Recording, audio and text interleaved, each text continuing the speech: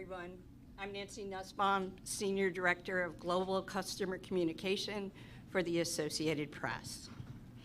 It's my pleasure today to present the AP Women's College Basketball Player and Coach of the Year trophies. I am based in Ohio and a native Clevelander, so I'd like to first personally welcome you all to Cleveland for what looks to be a great and another exciting Final Four. This is the 30th season that AP has recognized a Coach and Player of the Year in women's basketball. The recipients are selected by the same panel of journalists across the country that decides the weekly AP Top 25 poll. Voting for the awards is conducted at the end of the season and before the start of the NCAA tournament. Today is a rare occasion where both recipients have been handed the trophy before. To anyone who watched this past season, neither one is a surprise pick. Both are truly icons of the sport who have set the gold standard.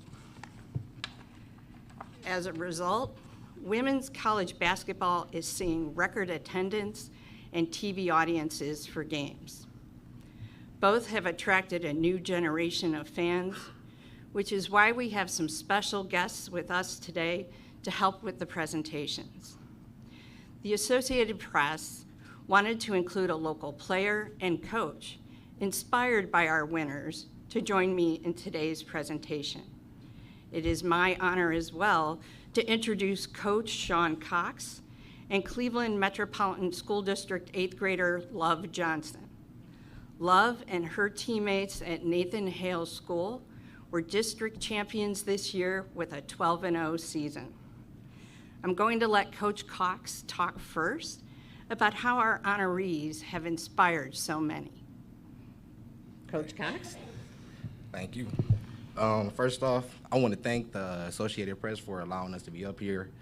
This is an opportunity that Love and me will never forget. But first of all, I just want to say congratulations to both Coach and Caitlin for winning this award. Not only is it hard to win this award once, but they have both, again, won it twice, okay? Coach Staley has, Coach Staley has two back-to-back perfect seasons, and that is something that is hard to do. And then we have Caitlin, who again, every time she steps on the court, shows how much of a dominant force she is. So again, I just want to thank you guys for letting us share this stage with you. Again, this is our first time, so this is new to us. So thank you again for allowing us to be up here.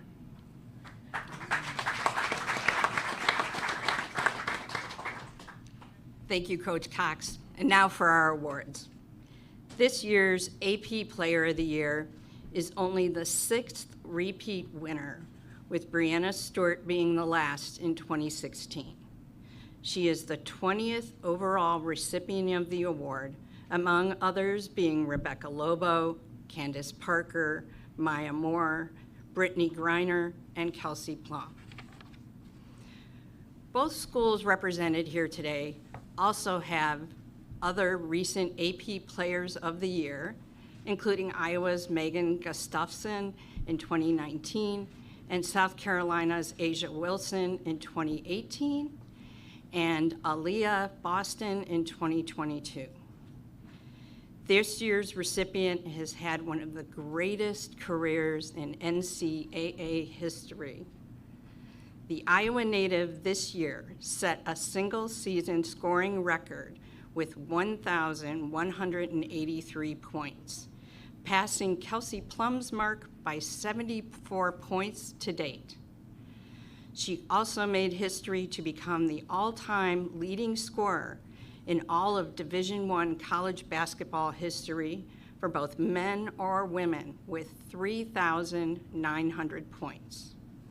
She passed the late Pete Maravich of LSU, who set the men's mark in 1970 with 3,667 points. Her jaw-dropping shots, impressive play, and expressive personality on the court have made Iowa's games hard not to watch. This year's AP College Basketball Player of the Year is Iowa's Caitlin Clark.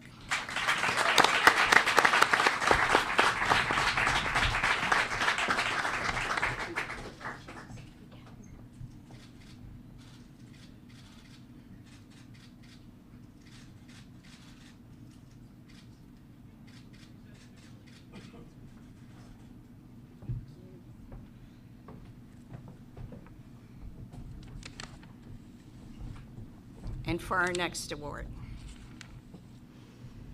This year's AP Women's College Basketball Coach of the Year has led South Carolina to back-to-back undefeated regular seasons and its fourth straight Final Four. Her career as a coach and earlier as a player has elevated women's basketball. She is a Hall of Fame point guard who led the United States to 3 Olympic gold medals as a player and 1 as a coach 3 years ago at the Tokyo Games.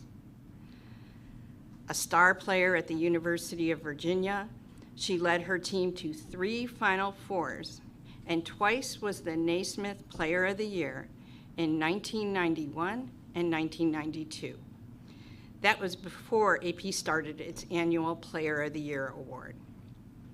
She went on to play in the American Basketball League, where she was twice an All-Star, and then the fledgling WNBA, where she was a 6-time All-Star.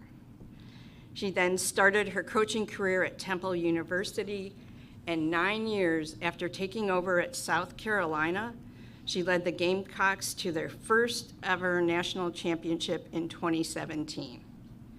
She also first won the AP Coach of the Year award in 2020 after her first one-loss season.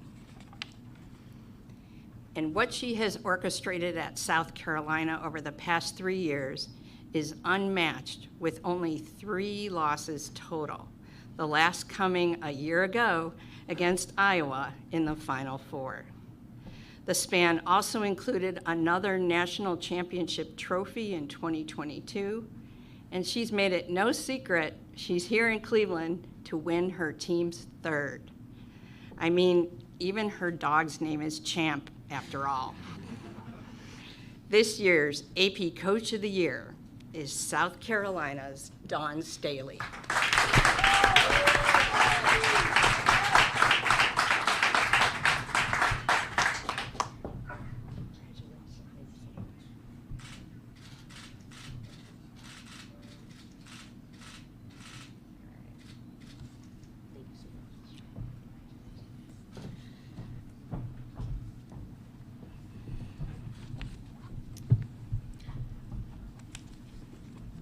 All right, and we're gonna let Caitlin speak, and then we will go to Coach Staley.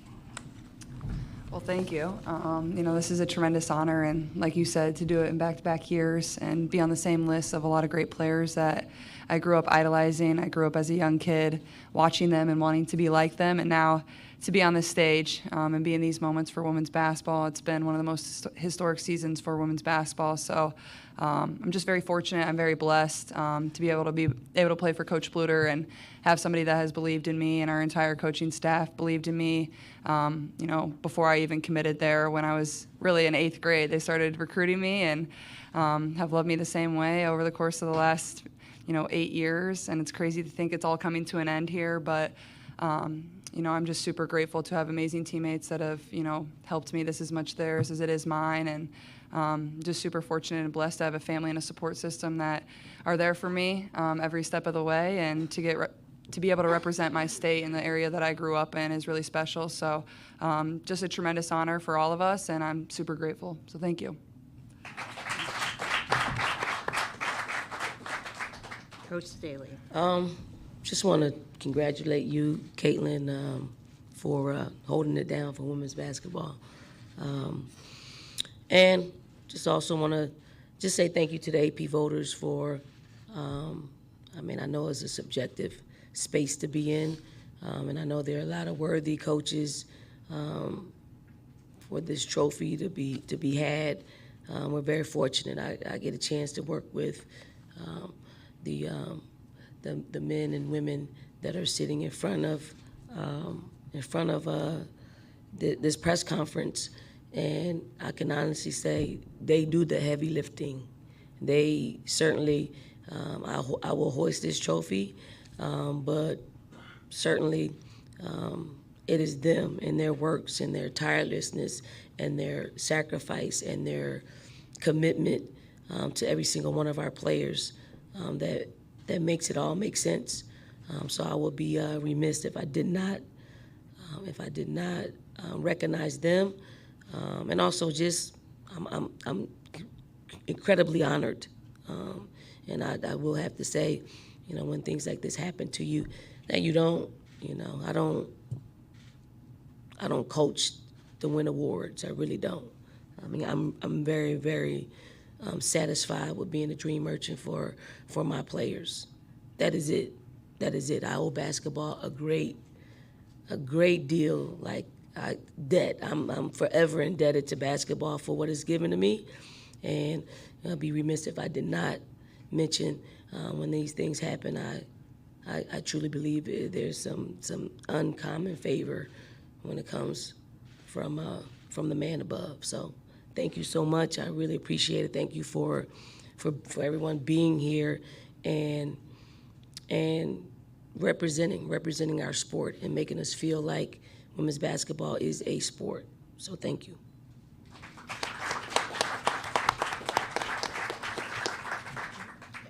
At this time, we'll open it up for a couple of questions. We'll start with Doug. Hey guys, Doug Feinberg, the AP. Congrats, both of you, winning this award, second time. I wonder if you could talk a little bit about just, you've done it all weekend and last weekend too, how inspirational you are for people like Coach and Love that are sitting there up with you. Like, it's not just about what you do on the court, but how you inspire others with your play and who you are off the court. I think that's been the coolest part for myself, especially over the course of the last 4 years, is just, I came in during COVID and I didn't get to play in front of many fans. And then obviously this year, no matter if we're at home or if we're on the road, the arena's screaming. There's young boys, there's young girls that, are inspired, whether you win, whether you lose, no matter how many points you score.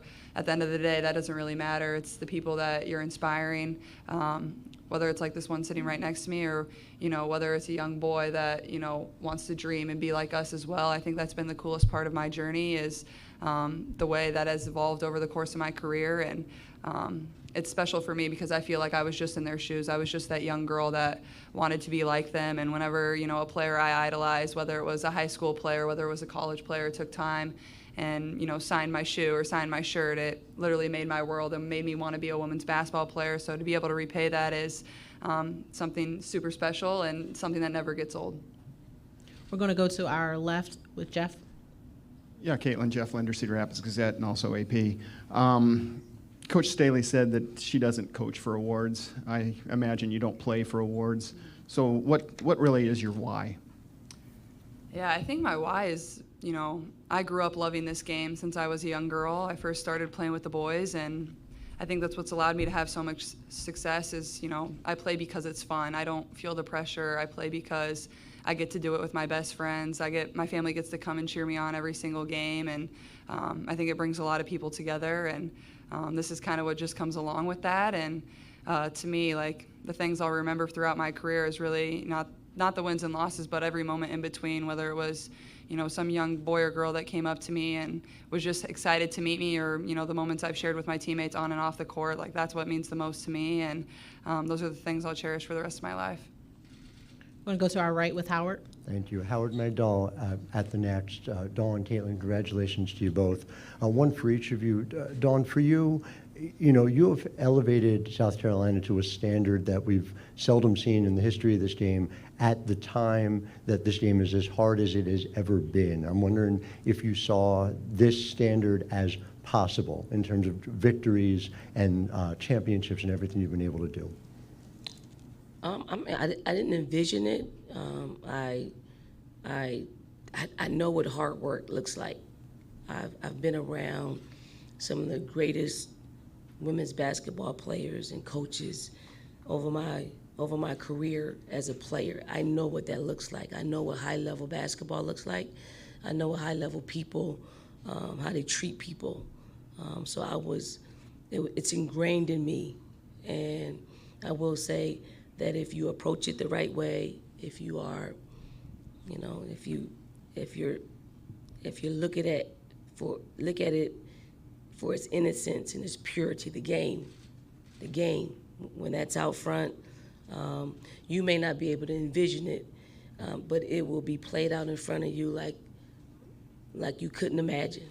I think sometimes people want to say, I want to be this or I want to be that, I want to be great, I want to be successful, and you sometimes skip some steps with how you deal with people and how you deal with success. I've been humbled from the first time that I touched the basketball.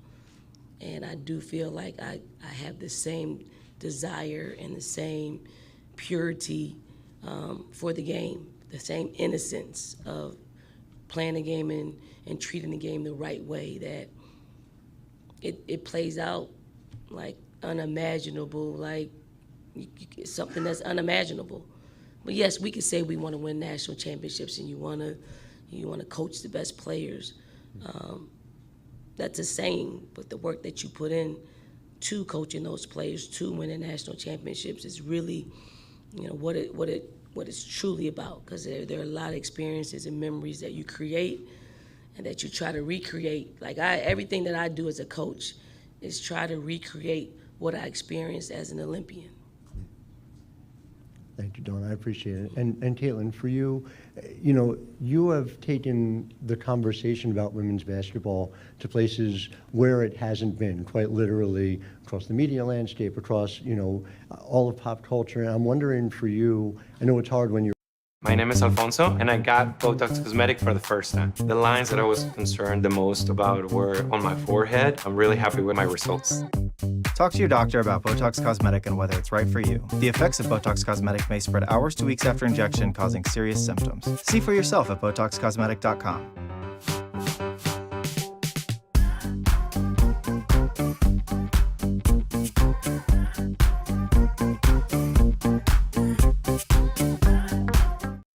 For us to really thrive on this stage, it was just a short while ago we weren't able to use the March Madness branding, and ESPN was still doing whip-around coverage of our games. And I think now that we're really having the opportunity, you're seeing how good it is and how much people just want to watch. People can't get enough of it, and I think that's the coolest thing. I think the parity in our game has certainly helped. I think the amount of stars in our game has certainly helped. There needs to be multiple stars. There's so much young talent, and our game's in a really good place going forward. We're going to stay to our right. Go ahead, Ken. Kenny Rhoda, WHBC Radio, for both of you. I see two competitors when I look up here, and I see it on the floor as well. So if you could both just comment on where that desire to compete and be the best, whether it's coaching or playing, comes from. Can we start with Caitlin? Honestly, I think you're born with it. My parents knew from a very young age, I was a super competitive person. I hated to lose. I loved to win. And I think that's kind of been the challenge for me over the course of my 4 years, is being able to channel that in the right way and help it be a positive thing for my team. But yeah, I think that's the best thing about women's basketball is there's competitors, there's people that want to win. They bring fire, they bring emotion. But yeah, I think it's just something you're born with. And but also I think it stems from a lot of confidence for myself. I think the time you put in and how much you trust yourself gives you a lot of confidence, and that's where it stems from for myself. And for me, I'm the youngest of 5. We all lived in the same household when I was growing up, so we had one bathroom. I had older brothers. My sister didn't play a sport, so I was competing with my brothers in my household, and that creates instant challenges and the ability to compete. I had to outfox my brothers because they used to take my socks. They used to wear my sneakers. So, it was that competitive drive to keep them from, just taking over my stuff. Because as the youngest, you have a little small area in your house, and they know where it is, and you don't really have anything of your own. And socks aren't very much, but they were mine. At this time, we'll take a question from Zoom. Patrick, please proceed with your question. Hey, Coach. I'm Patrick Waring from the MBS Sports Hour. I've listened to you talk over time, and you talked a lot about the women's game being treated as a real sport. Also talked about the rise in popularity. What do you say to people who believe that you should get a lot of credit for that? And not just the wins and the excitement at South Carolina, but just the way you're genuine, you're relatable, the way you engage with people. I mean, I don't really want any credit. I want our game to be treated like a sport, because when you do, you get this. I mean, you get this. I do feel like our game was being intentionally held back for one reason or another. It's not anymore. I mean, and it's happened at the right time. I mean, Caitlin has a lot to do with it. The new leadership at ESPN have a lot to do with it. They're doing things differently. They're putting our game on television every single night. Like, again, I've watched a lot of games all season long because we had access. Not just ESPN, we're on ABC, we're on Fox, we're on all the national news stations, and because of that, they don't just do it because they want to, crapshoot it. They know their numbers are behind watching some of our very talented players, and now the numbers are staggering. You can't tell me we just all of a sudden just started playing good basketball. You can't tell me that.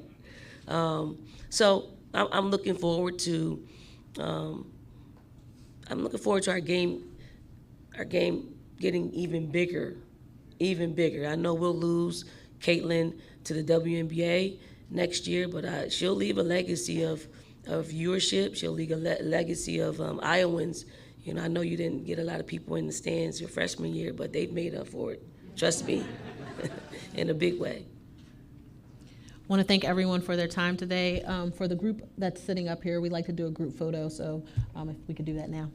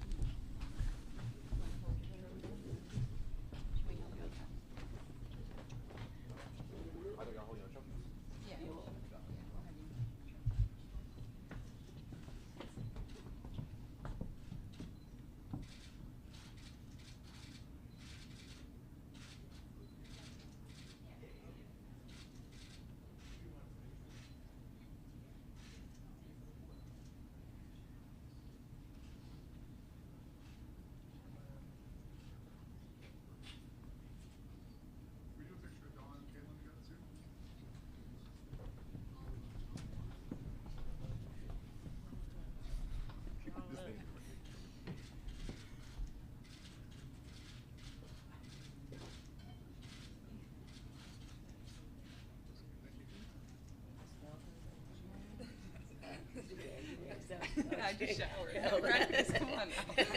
Congratulations. Scare you away.